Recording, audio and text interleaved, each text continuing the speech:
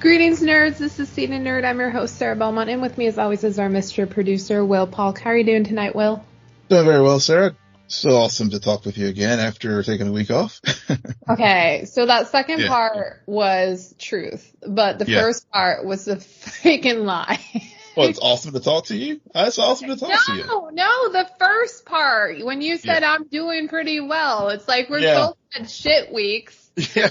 We're finally here able to talk about things that if we had recorded at the beginning of the week, I would have been bright, I would have been energetic, I would have been happy, and now I'm just like, what did I want to say? What did I want to talk about?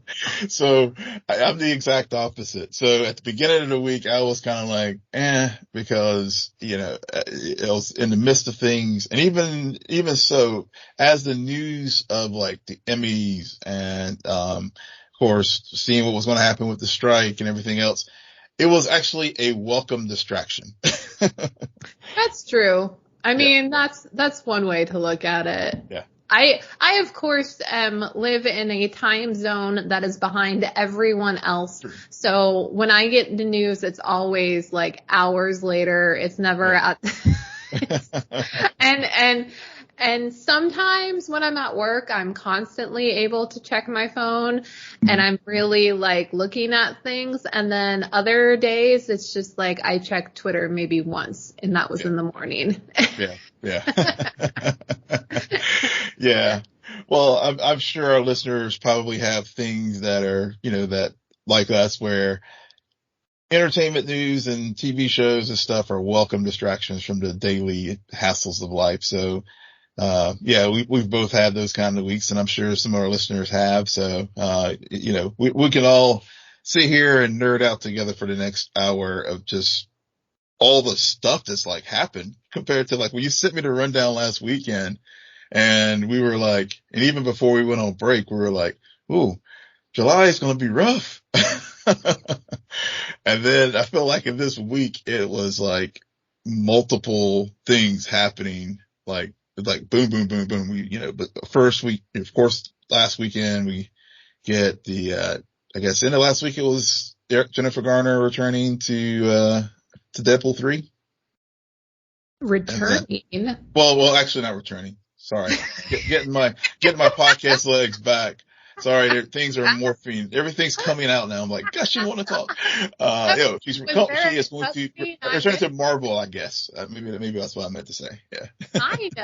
Kind of. Yeah. You're still like, she's going to appear she's returning as Electra, but she is going to be in Deadpool 3. The first time in that franchise specifically, which Deadpool 3 has been confirmed to be rated R, and Hugh Jackman has been confirmed to be wearing a bright yellow Wolverine costume. So all of the confirmation for Deadpool 3 is probably going to be really good. The funny thing about Deadpool, I mean, there's a lot of funny things about Deadpool, but for me, I can't exactly say that I watched the first Deadpool, but I do remember watching the second one and then just loving it, but I've never rewatched it. So that's me. So we're the opposite. So I've watched them both, but I've rewatched the first one multiple times. The second one I've maybe watched twice. Yeah. Well, how is that opposite? Because I'm saying I don't even really know if but the thing is, I can't remember most of the second one. That's the crazy thing about it. I can remember like the first one very well, but the second one. I just remember laughing out loud at the scene when I think they're at the X Mansion and Deadpool comes in and he's wearing like a trainee like vest thing, and I just got such a kick out of it. I don't know why, but that's kind of an iconic moment for me. And then you're right, like I remember some weird time travel stuff at the end, but I do remember while watching it really getting a kick out of it, even though it's obviously a forgettable sequel. So yeah. What else? We got a bunch of trailers. I will be honest. I did not watch the Ahsoka trailer. I didn't even realize there was another Blue Beetle trailer. I did kind of watch the Wonka trailer, and I did fully watch the Napoleon trailer. Okay.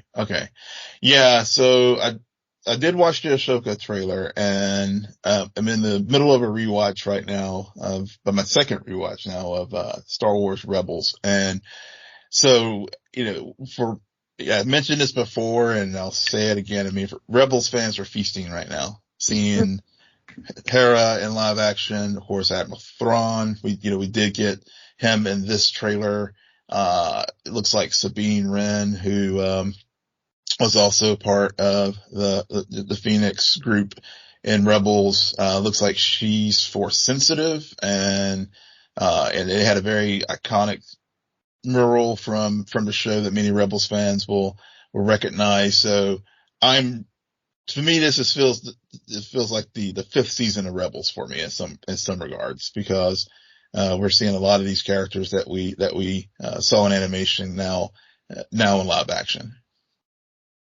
Blue Beetle trailer, it was finally starting to see some like advertising. I don't know if they're I guess after all the money they've spent on the Flash for advertising and other things, I don't know if they're just kind of like hoping, putting a little bit of money out there and hoping social media buzz will generate things, especially given some of the other DC news that dropped this week, which we'll get into here soon.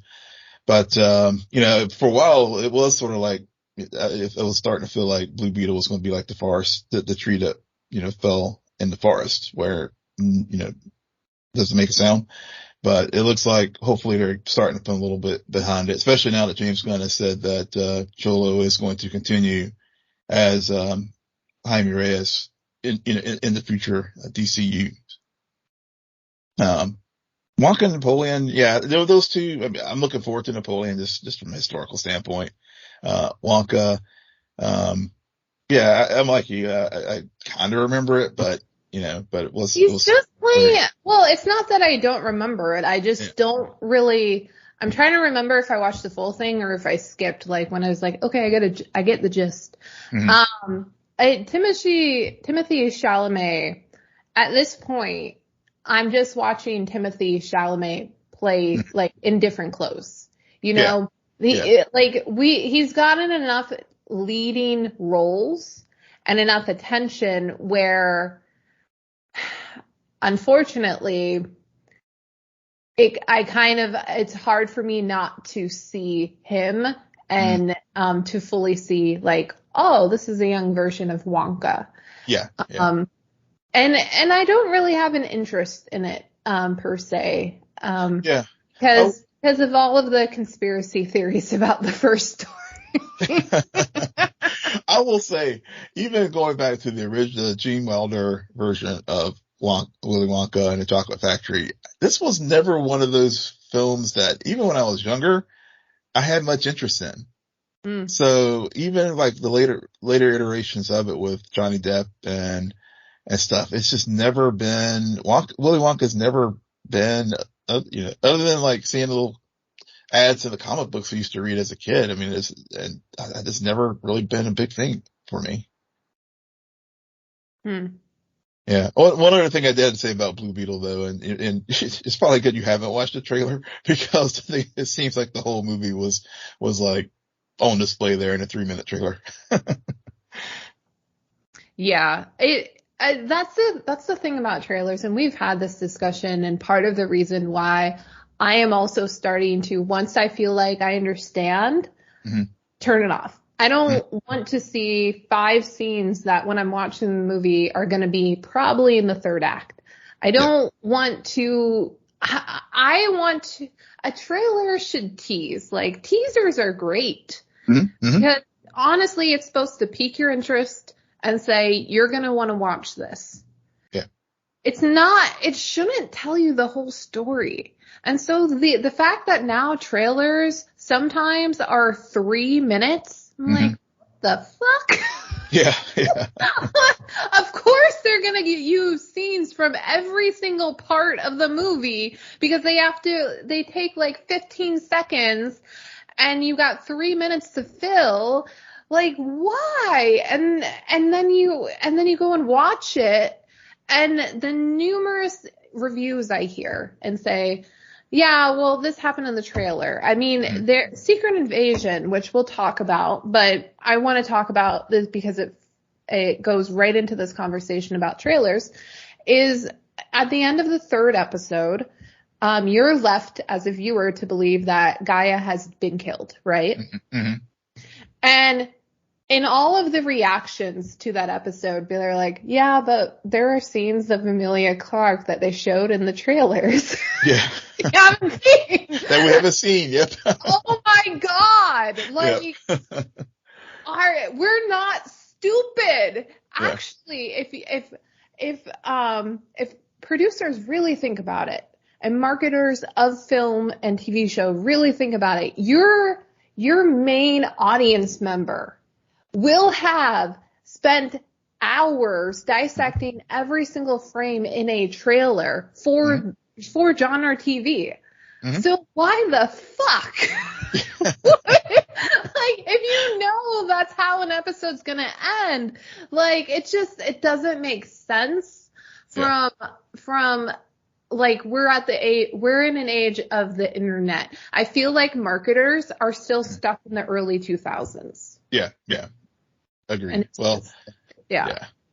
Well, marketers will definitely have some time right now to adjust their game, given that, we might as well just go into the big news of the day. I mean, the SAG-AFTRA, strike, is official, and, I guess they'll start picketing tomorrow morning. Yeah. Yeah. I mean, things are getting serious, and the more unions get involved, different unions, the more it's getting intense, and I'm fearful for the lack of content to come. Yeah. Well, yeah, because it's just it was really because, like, right before the July 4th holiday, the union, as far as SAG and the television and movie producers, agreed to an extension to July 12th. And of course, at the time, everybody saw what it was for. It was basically just give the studios an opportunity to market all their films and, have the big show for Mission Impossible. And even today, they were able to do the photo op, part of the Oppenheimer premiere in London before the 3:00 Eastern press conference that SAG-AFTRA had to formally announce that the board had indeed voted to walk out, and also, and of course, Christopher Nolan goes on the stage and says, well, sorry, y'all. All the SAG actors cannot participate now per the rules.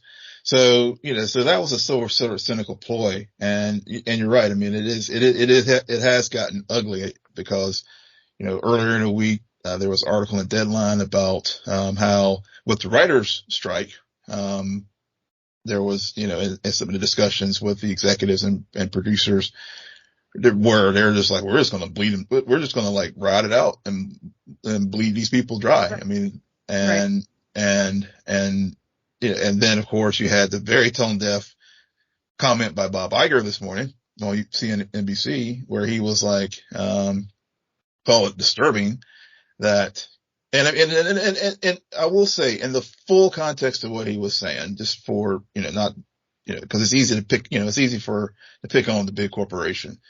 In the full context of what he was saying, with the industry coming off COVID and everything else, and having another work stoppage like this is not, it is bad timing. It is. I mean, let's just be real. But but saying it's disturbing because people are just advocating for better wages and protections against AI and everything, those kind of things. all the things that it always seemed that Bob Iger was of the people that were like CEOs of these companies always seemed to be very, I guess, sensitive to like, to the worker and being, right. Not like David Zaslav, for example. I'm confused. What did he say? Did he just say that it was disturbing? Yeah. Yeah. He, in what context? Like, to basically for the Writers Guild and the Screen Actors Guild to go out on strike right now is very disturbing given all the other things that the industry is trying to recover from. Oh, okay. So from his perspective, he's upset because they chose this time knowing how vulnerable the corporations are and likely to give in because we can't have it's children. It's children. Okay. It's childish. I didn't know for some reason when I heard the word disturbing, I thought that's how you were describing it. And so I'm like, wait, what did he say? He just said it was disturbing. Okay. Yeah. He said it was disturbing. Yeah. I understand now. I just needed to clarify that. Yeah, thanks. If I wasn't clear our conversation earlier during pre-show, I get my news like 4 hours after. Yeah. Well, no. No, I was trying to get further context because, of course, on social media, everybody just focused on the fact that he said it was disturbing without adding the additional context to the fuller thing that he was saying. They won a clickbait articles and everything, but he's looking at it from one perspective and like I said, I know, and like I said, I mean, I get where he's coming from, but he always just seemed to be more, I guess, not so tone deaf, especially on the heels of him getting an announcement that his contract was extended to 2026 after, just yesterday, I believe, or the day before. So, I think he was going out there to try to do damage control, but, he ended up doing more damage, by, saying that it's disturbing that workers are wanting to get fair compensation and stuff. And, and so in the whole context of between what you heard earlier, but what some executives are saying about the writers, he getting another, he's getting a $27 million, I'm not going to begrudge the man making his money, but, but at the same time, he can't make those big dollars if the talent is not there to make the shows. So. Right. What you're saying is it's just as disturbing that they have let the strike get to this point. It's either way. You can, from Iger's point of view, it's disturbing that they chose this time knowing that we don't have a lot to bargaining. Like, we don't have time to bargaining. Time isn't on our side. But from our perspective and the perspective of the workers going on strike, it's disturbing that you're not meeting us like even halfway here when we're just talking about livable wages and trying to bring the compensation to present day. Like, our compensation, what we agreed to, worked maybe 5-10 years ago, but the way the industry now is, it doesn't. And that is why the time is now to have this discussion. So, well, we'll continue. I mean, sometimes with these work shortages, we always have the backlog. You always have those shows. Oh man, I missed this show. Like, I didn't watch it when it first hit. And then before you know it, you're like, I just binged 3 seasons. You always have it in the back of your mind. I'll get to that. But so I'm sure we'll figure it out. But we definitely will. But it is very, it is a, unique point. We are witnessing history here as far as in labor relations. It's not to overstate it in our country, because really the last time that the two, guilds for the entertainment industry went on strike was at the same time was 1960, when the Screen Actors and the Writers Guild were both out at the same time. And it's been 43 years since the last time the actors went out on strike. So it's, but you're right. Well, this is definitely an opportunity to catch up on things, and hopefully they can, the kids can figure out how to play nice in the sandbox, because, at the end of the day, it is, because not only is it hurting the actors and the writers, but also all the industries around it, as far as craft guilds, the crew people. I mean, nobody can work now.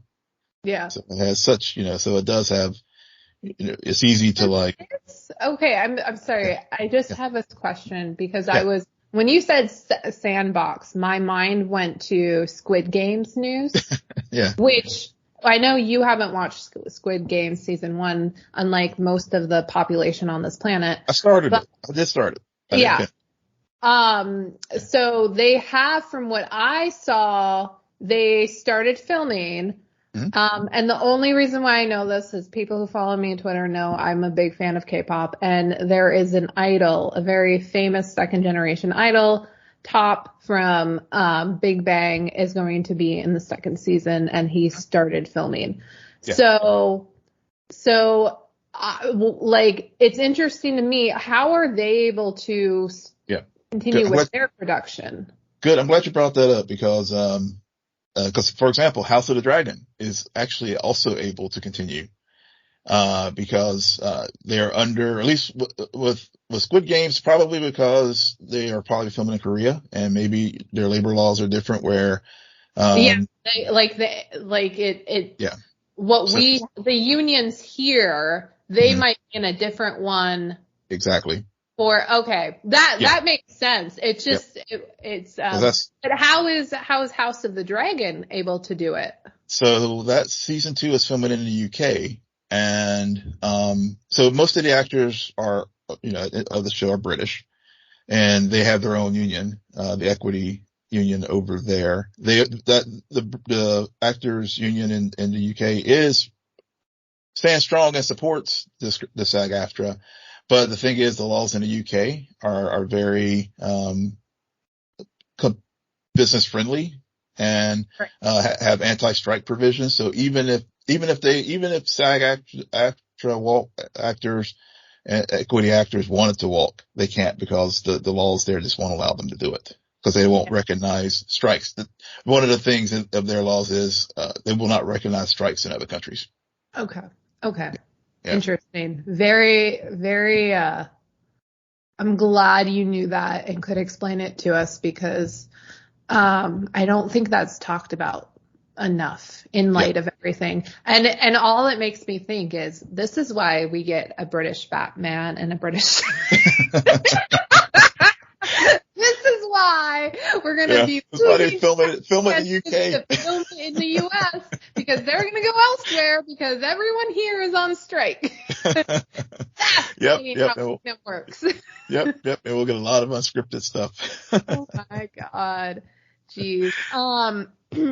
Last bit of news before we get into some reviews. Well, now that I look, we're kind of going out of order.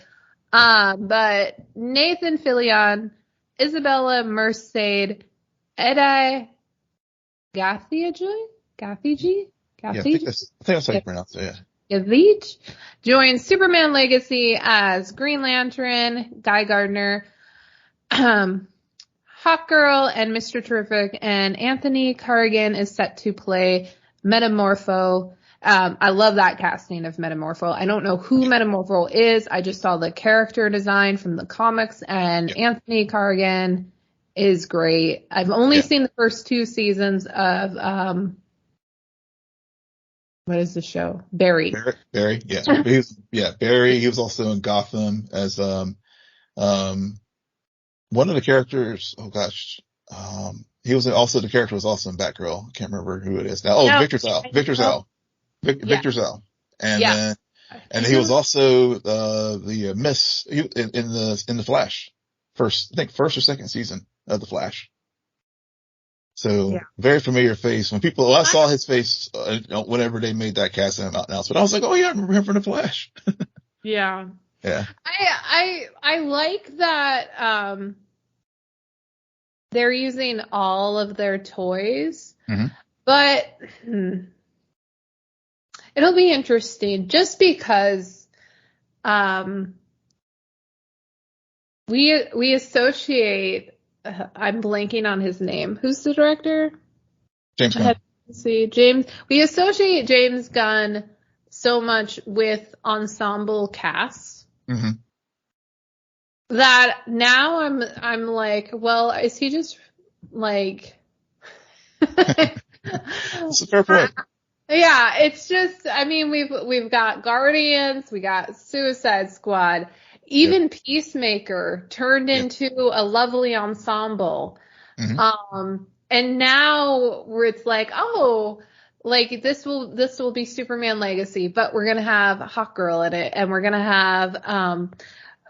gonna get Green Lantern, and we're gonna get this guy, and it's like, whoa, okay, so another ensemble cast, which I'm sure will be great. I'm not saying that it means it's going to be bad. No, I mean, look at the track record. But in terms of wanting something different from James Gunn, I don't know if we're going to get too different based on this. Yeah. I know a lot of folks are like, oh, it's overstuffed. Oh, we're having so many people. Your take is a little more nuanced, in that, we are used to seeing James doing ensemble work. But yeah, I know, James Gunn being James Gunn and very active on social media, he was like, look, Superman is the lead, and the story will support having these other additional characters in it. And because, we do know that it's not an origin story. Thank goodness. I guess it is an origin story of, Lois and Clark, at the Daily Planet. But superheroes exist in this world already. And I'm just going to sit back and just, whenever it finally does get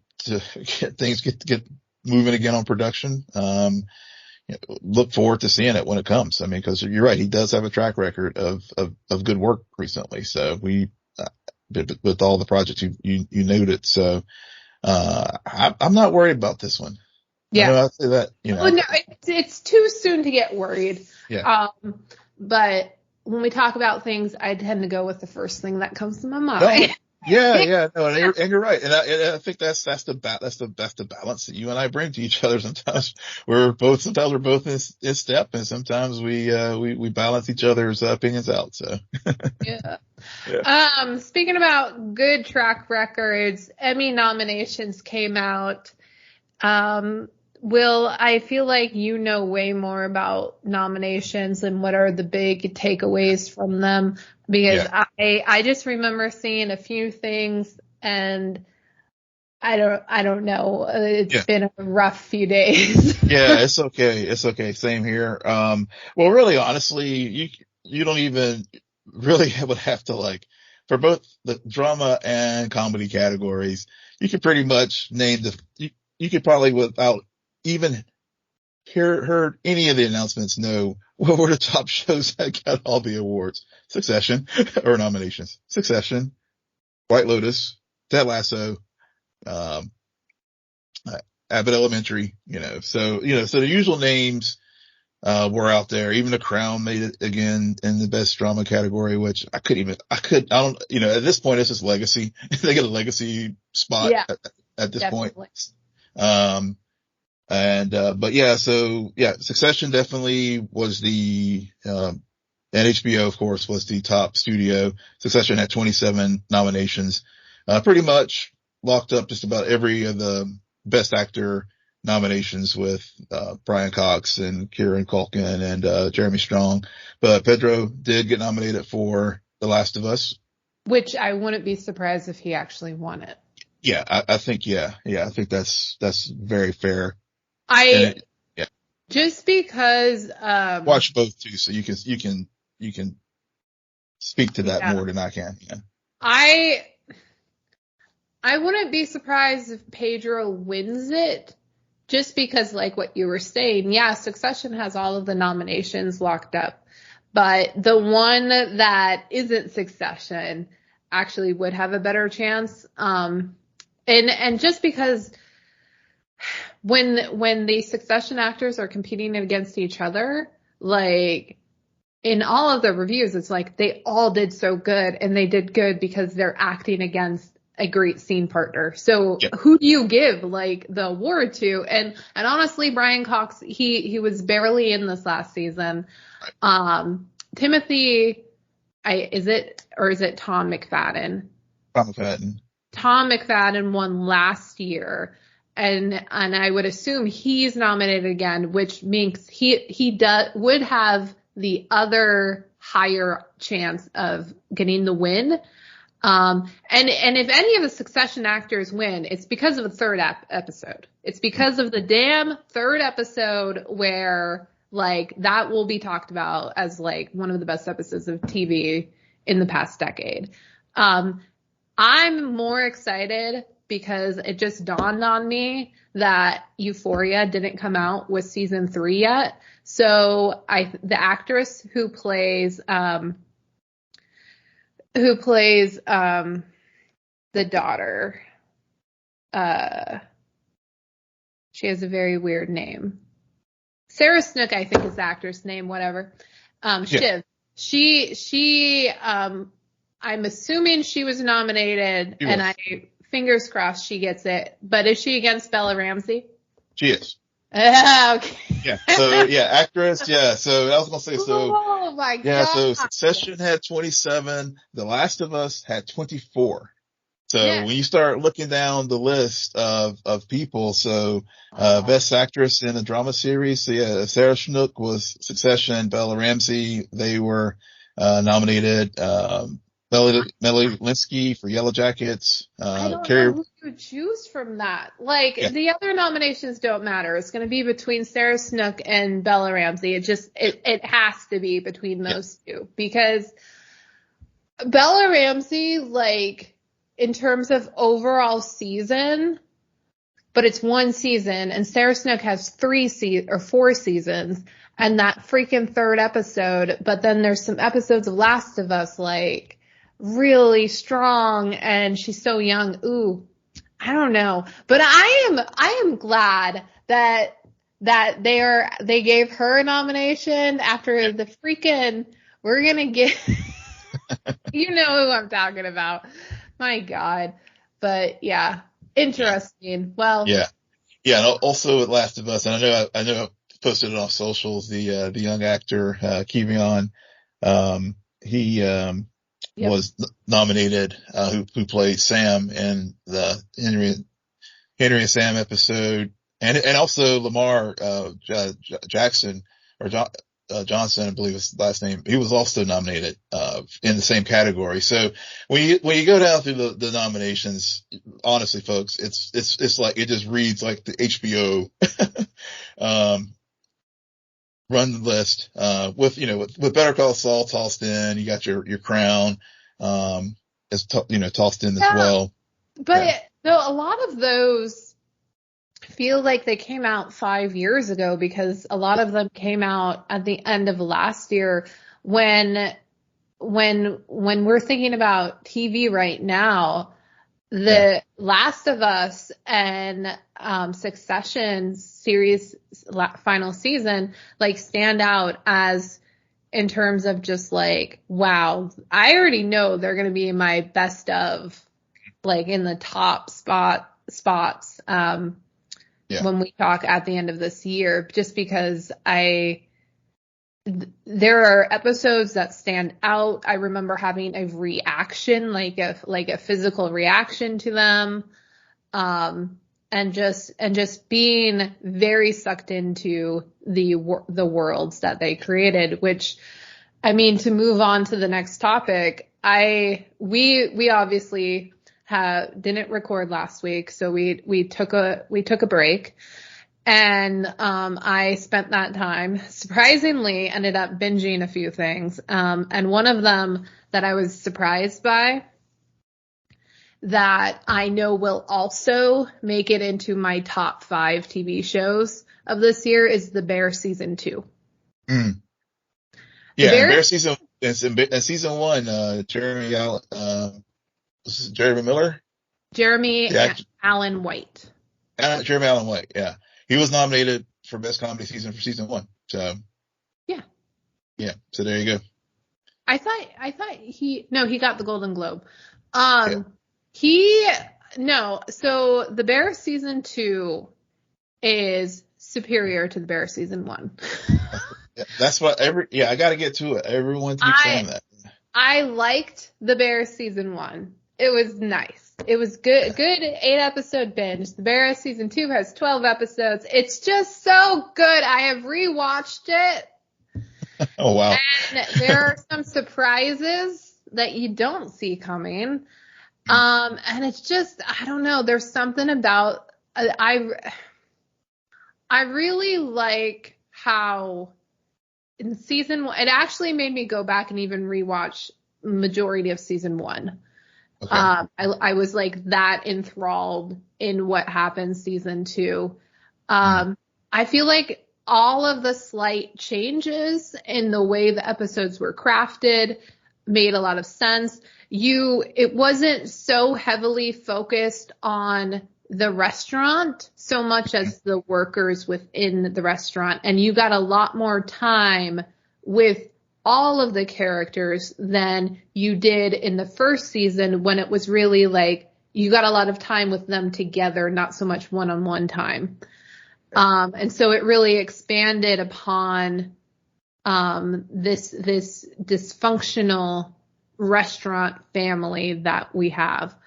So I went in with kind of like mid expectations, like they weren't low, but I wasn't also expected to just be enthralled with it the way I was. I'm glad you said that, because I gotta be honest. I mean, I liked season 1, but it didn't blow me away. I'm just gonna be honest. I mean, there were some episodes where I was just sort of like, okay, is it just me? I'm not getting it. So, no. So I've been kind of, I saw the season 2 had dropped and everything. And so I was just kind of like, I don't know, but to a person, I've heard everyone consensus season 2 eclipses season 1. And, that's definitely going to be on my upcoming watch list. Yeah. I mean, season 1, you watch it for one episode, and that is, I think, episode 7. And when you watch the season, you know why, because it's quote unquote a one shot, kinda.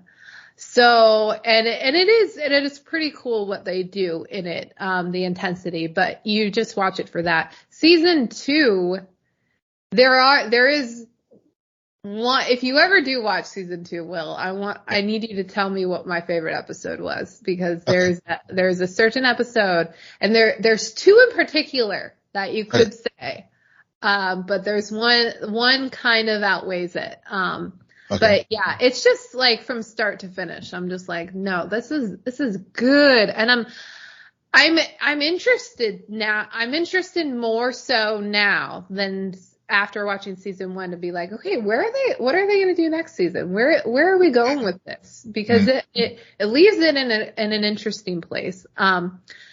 I started watching it after I gave up kind of on jury duty. Okay. Have you heard about jury duty? I have. I tried. It's on Freevee, right? Yeah.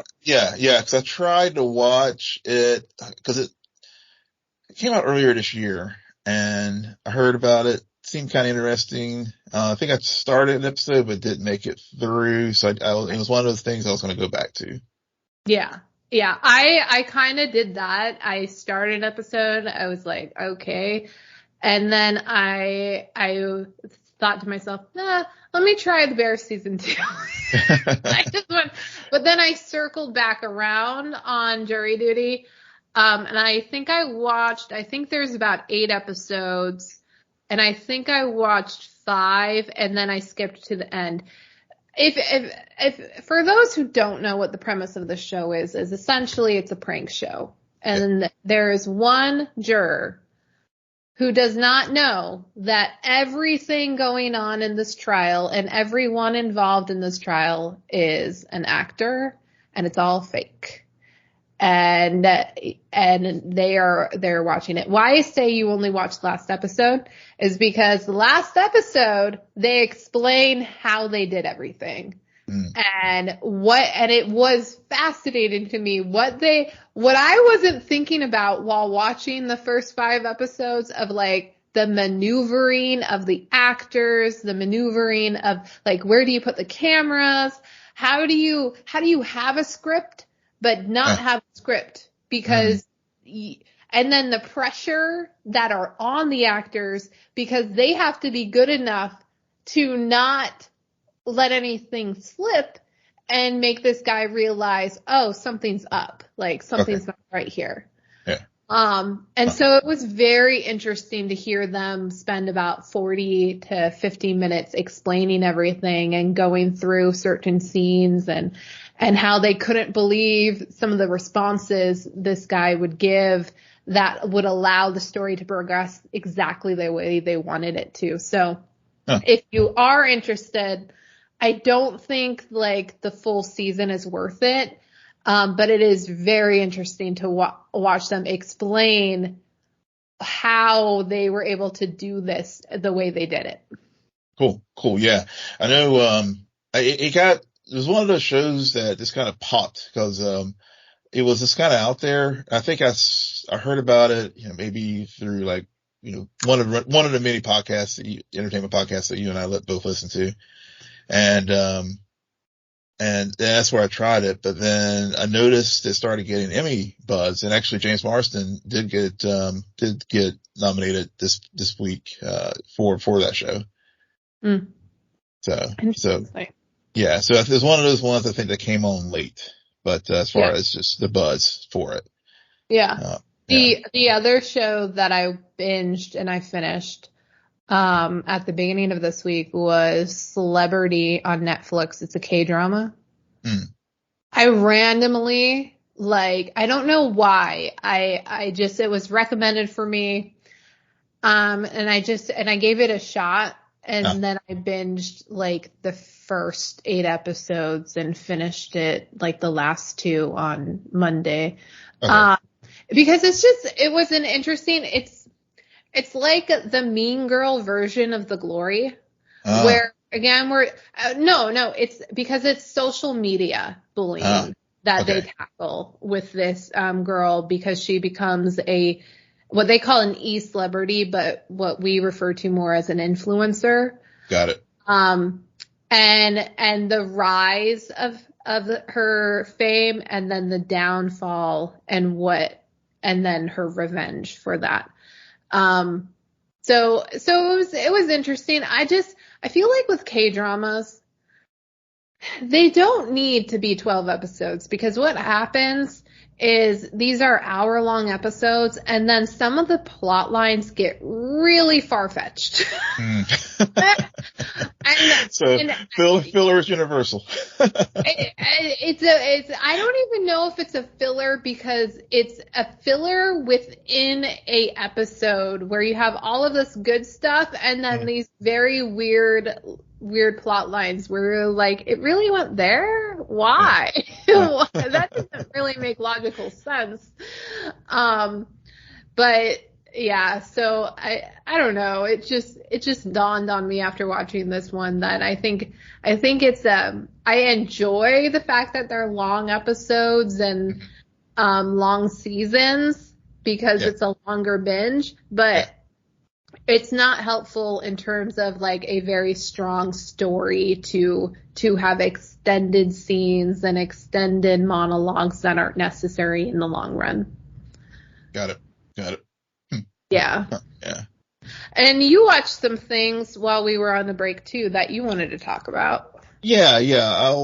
There was one was Indiana Jones. Just real quick. It was good. It was okay. I went into it with low expectations, but I was actually pleasantly surprised. And I guess it's still in the theater because, obviously, the big blockbusters this summer have sort of been big fizzles. But if you're an Indiana Jones fan and, and Crystal Skull left you wanting, then I would recommend going to see Dial of Destiny. It definitely closes out that character's journey, in a very satisfactory way, in my opinion. So that was that. But the one thing, speaking of Netflix and stuff, and, Netflix has a lot of great documentaries and all. And, when I was at the beach, just clicked on Netflix, there at the Airbnb, and their recommendations came up with this. Actually, it just dropped. It was Unknown, The Lost Pyramid. And it's a documentary about, the, former, head of the, Egyptian antiquities, Dr. Zahawi. There, one of the valleys, in in modern day Egypt, but it's one of the big valley of the gods. There's all these, where all the pyramids are and stuff. There's a lost pyramid, and he theorized, where there would be, this one particular tomb, and pyramid. So this documentary explores how he came about his thought as far as where it was going to be. The current head of the, antiquities and everything in Egypt, is also doing a survey in that area as well. And it was just all these awesome discoveries and things. I don't want to get too detailed into it, but, if you're big into like Egyptology or ancient Egypt, or, any of those kind of things, definitely recommend it. I think it just dropped on Netflix. I want to say right at the end of June.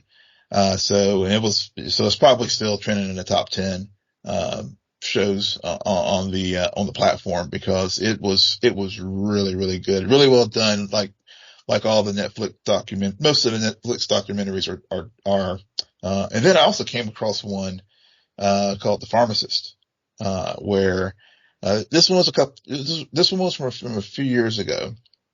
I want to say it was dropped either in 2020 or 2021, but it detailed the story of a pharmacist in New Orleans who lost his son, due to a drug deal gone bad. And the New Orleans Police Department did a shitty job of investigating it. And this father, basically, becomes a detective and starts, really chronicles, the family's journey to finding, justice, and finding who is the, killer of their son. And has some, I don't want to say too much more, but, cause I don't want to give away any details, but, it's called The Pharmacist. And it also so it's a multi-part show. The second and third episodes really start, exploring the Oxycontin,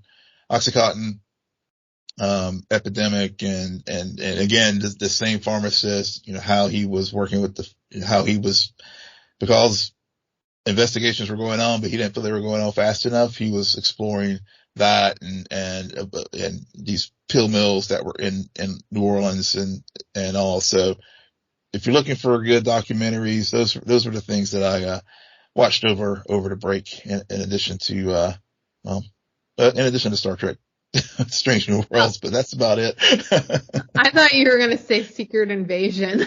Well, no, I didn't even get to Secret Invasion until yesterday, but that's a story for. You watched, both episodes, back to back?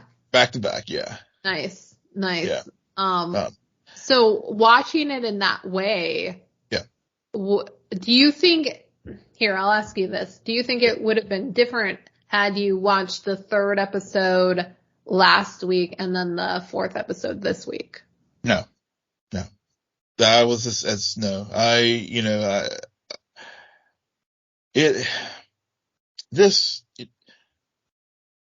go back to Bob Iger for a moment, another thing that he mentioned today that was in the news was that there's too much Marvel and Star Wars content right now. And they're going to really, he's sort of doubling down on saying they're going to slow things up a little bit. But my fault is more this, that Secret Invasion would have been better as a movie instead of a TV show. Because honestly, even though I just watched the third episode yesterday, it didn't leave any impression on me. Mm-hmm. And And I will have to say, for the first few minutes of this week's episode, it didn't leave much of an impression on me either. And I was really, as whenever we discussed the show a couple weeks back with episode 2, I was feeling good about it. But until a certain moment happened in this week, that's when I was like, oh, okay, now it got my attention, because otherwise I was starting to do the, all right, let's see what's going on social media. And that's not good when I'm watching a TV show. And it's something that I want to watch, and I'm trying to really like it.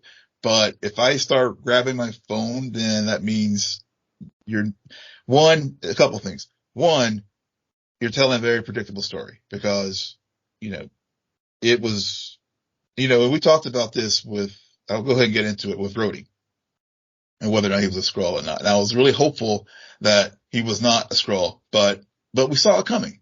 And I guess that's the problem. One of the problems with the show.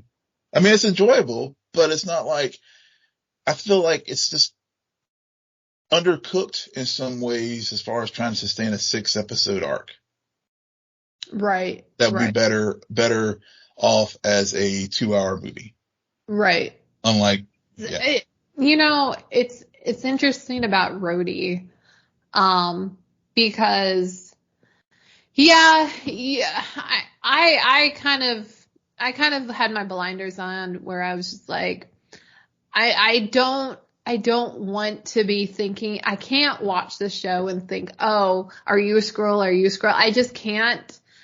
So for some reason, I'm not doing that. So when it was revealed that he was a Skrull, I also was just like, okay. It wasn't a surprise. It wasn't like, oh my God. But what bothered me was I noticed a very different, it was more noticeable now knowing that he's a Skrull, the acting choices, which some can say, oh, that means that Don Cheadle's doing a good job because he's like, clearly this isn't Rhodey, like everything's supposed to be off. For me, as a viewer, I'm not saying it's off in a good way. I'm saying it's off in like, oh, wait, so now that you know that you're actually a Skrull and you're not, suddenly you're going to change everything you did. Because you can't tell me that the scene in episode 2 when he fires Fury, like he was making the same choices as he did throughout the entire 4th episode. Because he wasn't, in my opinion. Like, his conversation with Fury in the 4th episode, it's like night and day to me. Yeah. It's a very different Rhodey, which may mean like you could claim, oh, he's dropped his guard even further because he knows that Fury knows. But I'm like, I don't know. I don't understand that. Well, see, that was the thing for me in that scene, because you just nailed it. Both of them know that they know, that he's a Skrull. So all the tension's gone. Yeah. And it's sad because they're not focusing on actually some of the more interesting parts of this whole I'm wearing this person's skin. I mean, I feel like with every episode you get a little bit, but not a whole lot. Where in this episode, Fury asks his wife, like, how did you choose her? Why did you choose this woman to take on? And then we get told a story. I need to understand, is it Reva? Is that who the Skrull name of Rhodey? I believe so, yeah. Okay. Yeah. I want to understand that. Like, of course I want to see Rhodey, but it's not that I want to know when Rhodey became a Skrull. Don't get me wrong. I don't care. I want to understand why a female Skrull chose a black man to personify. Yeah. That's a very interesting thing. And you could say, well, she didn't view him as a black man. She viewed him as Rhodey, best friend of Iron Man. Yeah, that's basically it. Yeah. But there are some more nuances here, because it's not just that she chose someone who is black, but she chose a man. Like, okay, that's interesting. Right.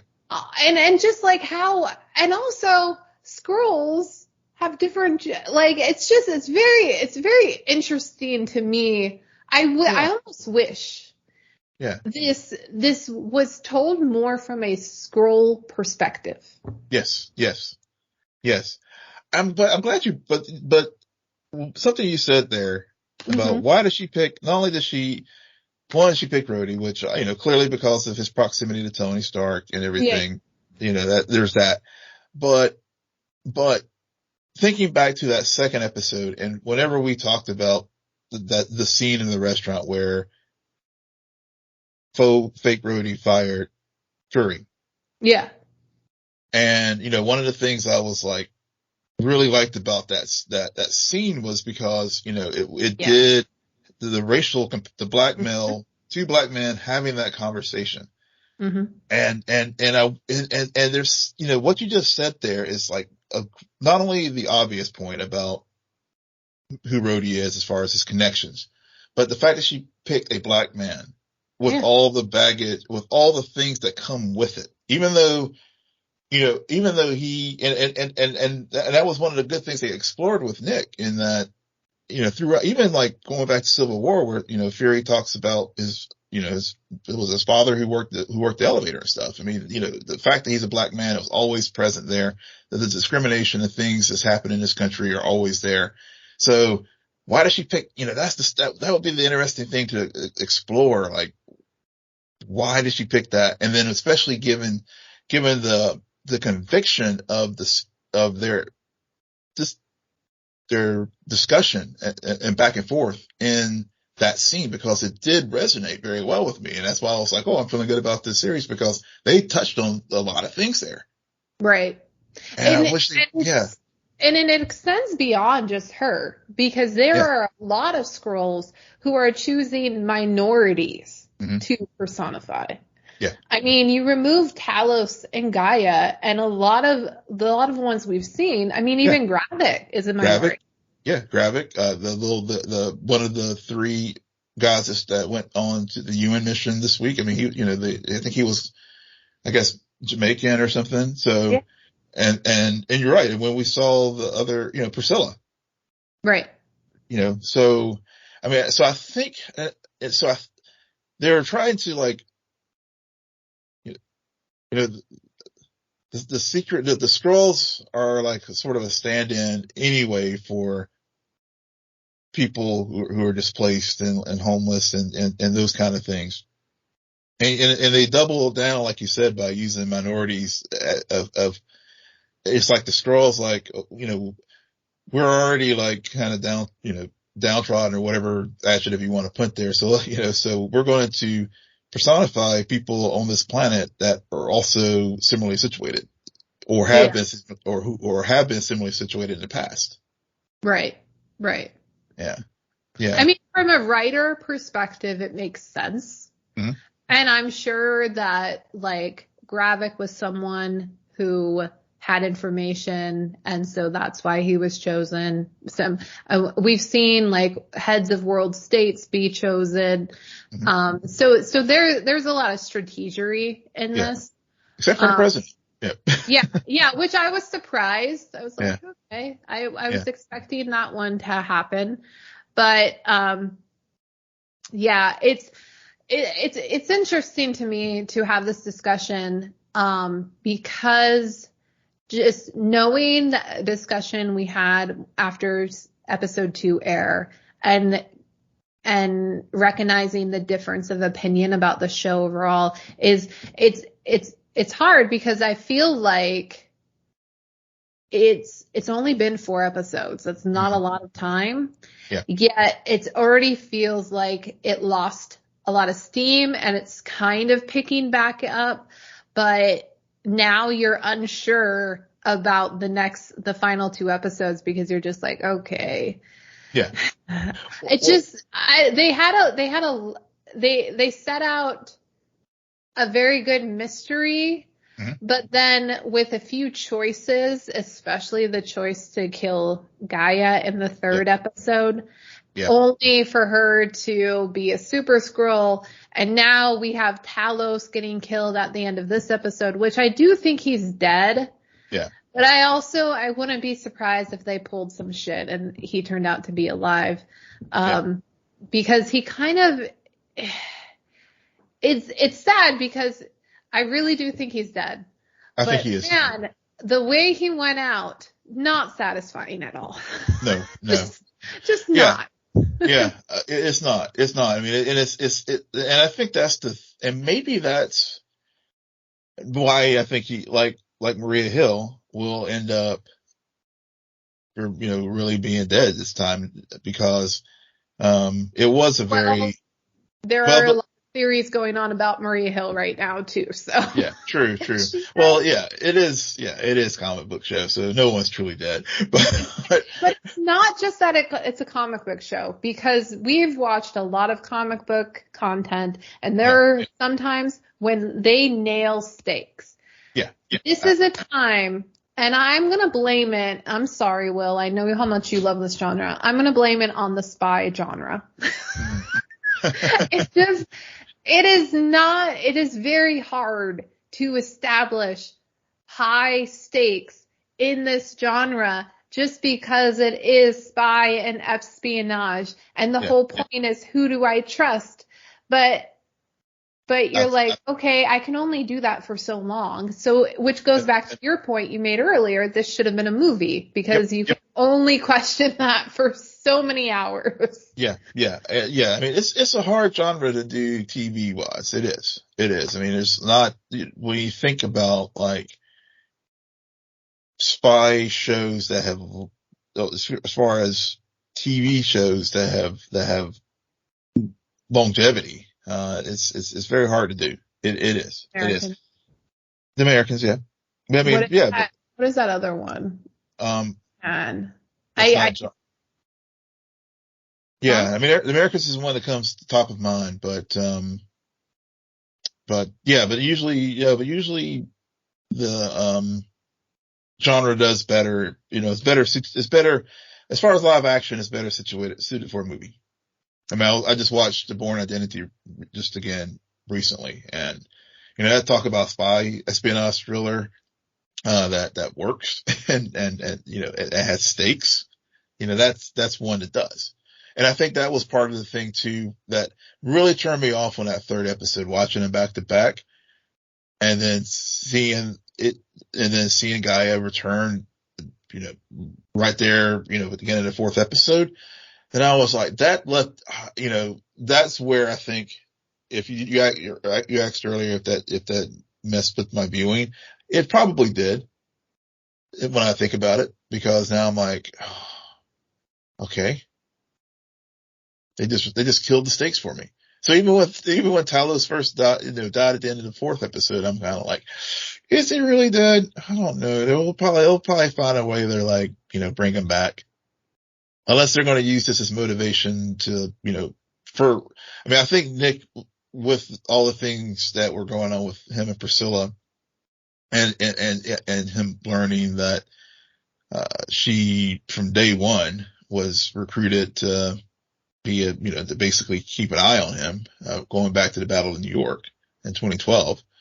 So that, he's starting to get back in the game, so to speak, but maybe losing Talos is the thing that will really get him fully back engaged. Well, yeah. I mean, it's good motivation because he's the best friend.